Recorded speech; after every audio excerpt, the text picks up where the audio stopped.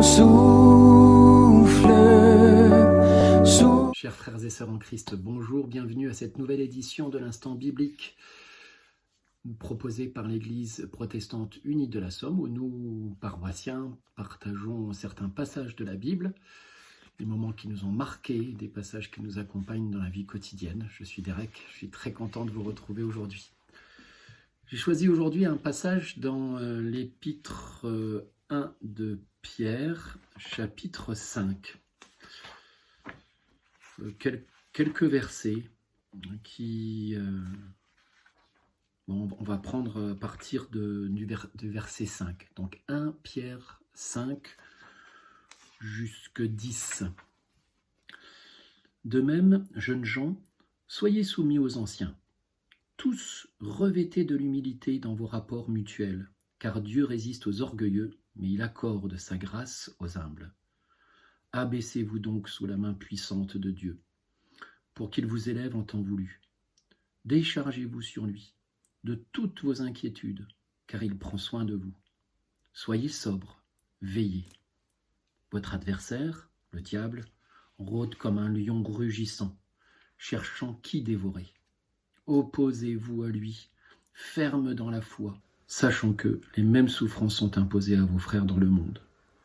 Quand vous aurez souffert un peu de temps, le Dieu de toute grâce, qui, en Jésus-Christ, vous a appelé à sa gloire éternelle, vous formera lui-même, vous affermira, vous rendra fort et inébranlable. À lui le pouvoir pour toujours. Amen. Magnifique passage encore du Nouveau Testament. On est dans l'épître de Pierre qui est évidemment, on va dire, attribué à l'apôtre Pierre, qui se trouve au moment de la rédaction de cette lettre à Babylone. Il est certainement accompagné d'un secrétaire qui s'appelle Sylvain, qui est mentionné à la fin de l'épître. C'est une épître qui s'adresse aux dispersés, à ceux qui vivent en étranger dans la dispersion, qu'on va retrouver au premier chapitre, premier verset. En fait, l'idée est de dire que ces chrétiens sont des étrangers dans un monde qu'ils ne comprennent pas et qui ne les comprend pas, que cette différence va les amener à la persécution et qu'il y a donc un combat à mener. Donc on est vraiment ici entre la dispersion d'un côté et la persécution de l'autre. Et que faire quand on est persécuté? Et que faire quand on est dans un monde où on se sent étranger? Et là, on est chapitre 5, c'est le dernier chapitre de cette épître. Et il nous est donné ici beaucoup de choses qui me touchent. La première chose, c'est revêtez-vous de l'humilité dans vos rapports mutuels, car Dieu résiste aux orgueilleux, mais il accorde sa grâce aux humbles, ou aux humbles. En fait, l'humilité telle que je la conçois là dans cette épître, c'est non pas je me mets en dessous des autres, mais plutôt j'aide les autres à s'élever. L'humilité telle qu'elle m'est demandée là, c'est de trouver dans mon frère toutes ses qualités, plutôt me sentir différent de lui plutôt qu'inférieur ou supérieur, aller chercher en lui ce qu'il a de différent et qu'il peut m'apporter, être dans l'amour, aimez-vous les uns les autres comme je vous ai aimé. Donc cette humilité, elle m'est demandée parce que Dieu résiste aux orgueilleux.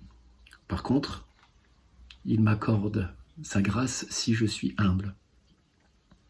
Donc déjà ça dans le quotidien, c'est un conseil qui nous est donné, mettre notre ego de côté et aider son prochain à grandir plutôt qu'à essayer de lui marcher dessus, le ridiculiser, le réduire à néant comme souvent la société actuelle nous amène à nous comporter. Si je n'écrase pas mon voisin, c'est lui qui va prendre ma place, etc. Donc là, on est vraiment dans quelque chose, dans un monde qui est très différent de celui que je peux vivre au quotidien. Mais grâce à ça, je reçois la grâce. Je dois rester humble. Abaissez-vous donc sous la main puissante de Dieu pour qu'il vous élève, en temps voulu.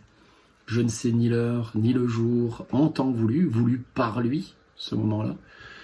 Mais donc, je m'abaisse sous la main de Dieu, je reste humble vis-à-vis de mon prochain. Déchargez-vous sur lui de toutes vos inquiétudes, car il prend soin de vous. Et ça, c'est la prière, en fait. Voilà, je suis dans une situation délicate, j'ai peur, je ne sais pas de quoi demain sera fait, je reste dans mon moment, je reste sous la protection, sous la main puissante de Dieu, et je sais que je peux me décharger sur lui de toutes mes inquiétudes, car il va prendre soin de moi. Soyez sobres, veillez, on revient sur je ne sais ni l'heure ni le jour. Votre adversaire, le diable, rôde comme un lion rugissant, cherchant qui dévorer. Et là, le diable et le lion rugissant, ça peut être le diable à l'extérieur de moi, comme ça peut être le diable à l'intérieur de moi. Ça peut être des événements qui arrivent, comme ça peut être mes pensées qui m'amènent à imaginer que non, c'est pas la peine de suivre exactement ce qui est écrit. C'est à la mode de faire ça, et allons-y, faisons-le.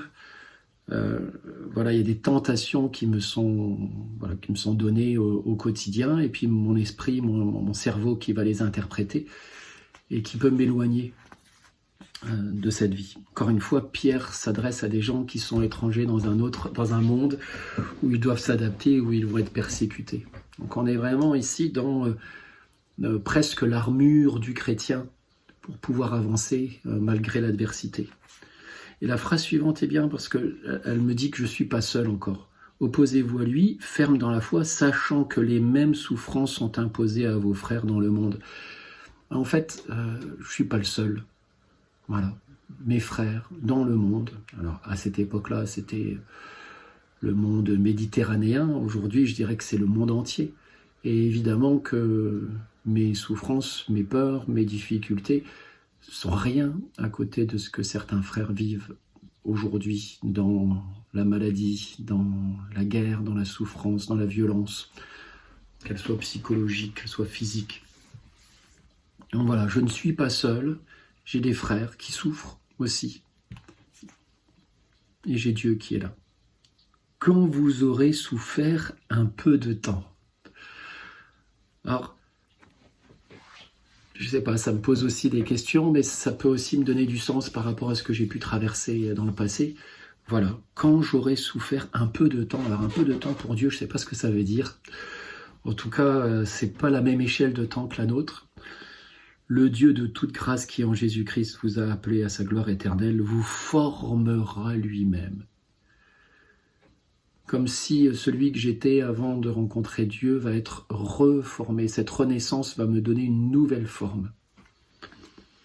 Vous affermira plus fort, plus ferme. Vous rendra fort et inébranlable.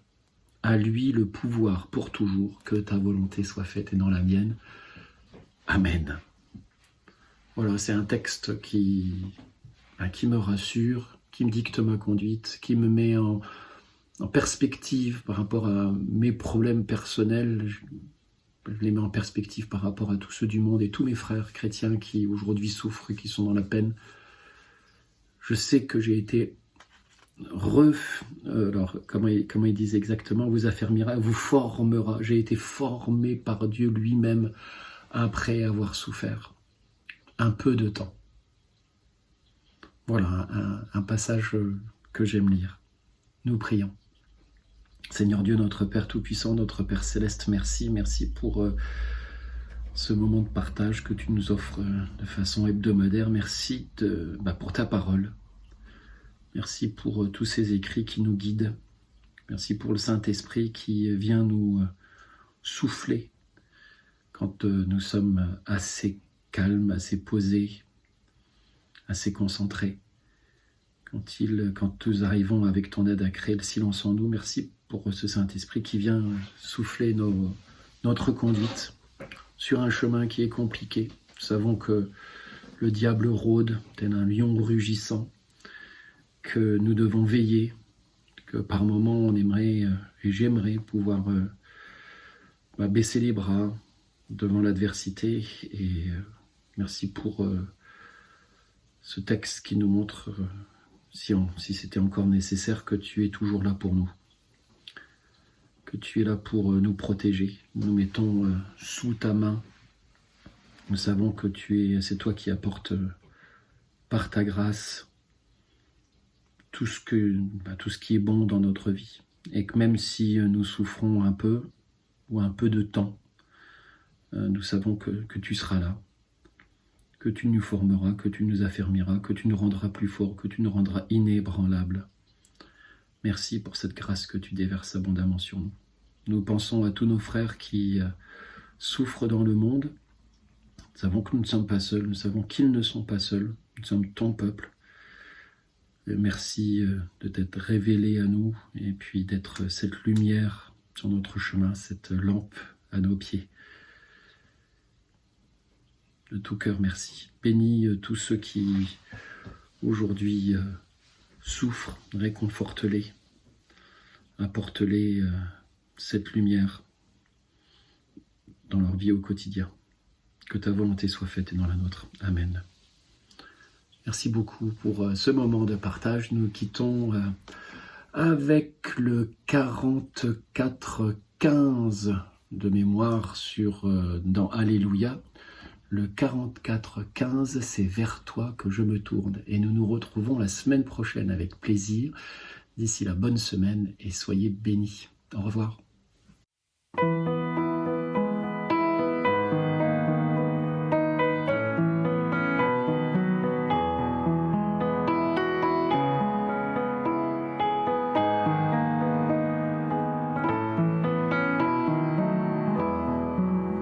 C'est vers